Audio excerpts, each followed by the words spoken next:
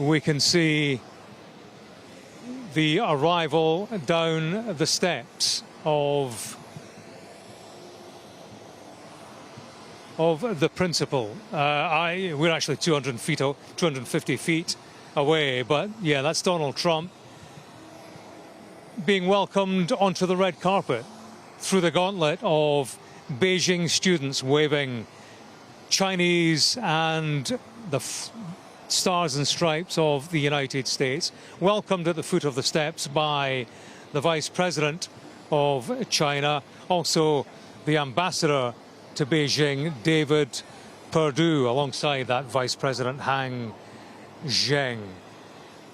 It is quite the spectacle that the military have been enlisted to play a welcome march, we are told, not the Chinese national anthem, not the United States national anthem, but it's all very cordial at Beijing International Airport as we watch Donald Trump make his evening arrival. It's just after 8 o'clock, 8 p.m. in the evening, so which is why he's arriving in darkness. Quite a crowd of press, I can tell you, here, Jane. The Chinese very interested in events as they will unfold over the next couple of days. So much riding on this for them, of course. I'm looking around at a Chinese press pack of around 100 Western journalists here too.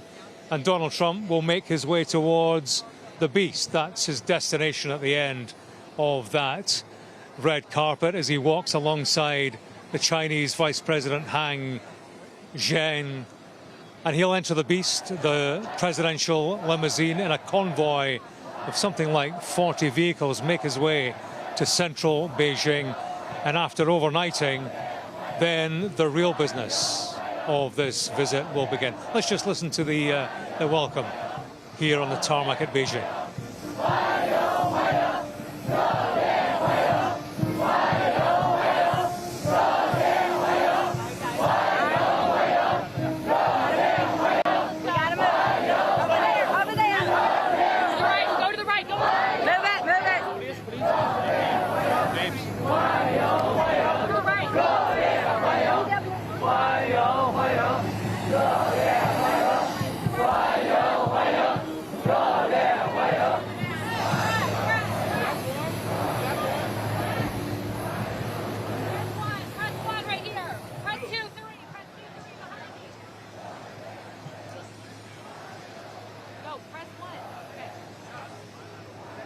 So there you go, Jane.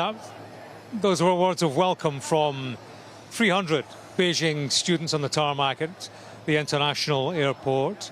Jie Liu Hang Ying, they shouted, they repeated to their guest, their very important guest, very important for a whole number of reasons in terms of the economy, the war in Iran, avoiding a war over Taiwan, very much in the minds of Donald Trump and of President Xi when they get together in the Great Hall in central Beijing tomorrow morning. That's when the negotiations will start. Elon Musk, we've seen him on the red carpet, also next to Lara and Eric Trump. The rest of the political party, that includes Secretary of State Marco Rubio. That's interesting because he's a man who has twice been sanctioned by the Chinese. When he was a senator, he spoke out against human rights abuses in China. The way the Chinese have got around that to get him into the country tonight is they tweaked the spelling of his second name. That has enabled him here to be present here on Air Force One in and around these critical meetings. So Donald Trump now inside the beast in the middle of that presidential convoy, which will make its way into central Beijing for a series of meetings about a whole host of matters.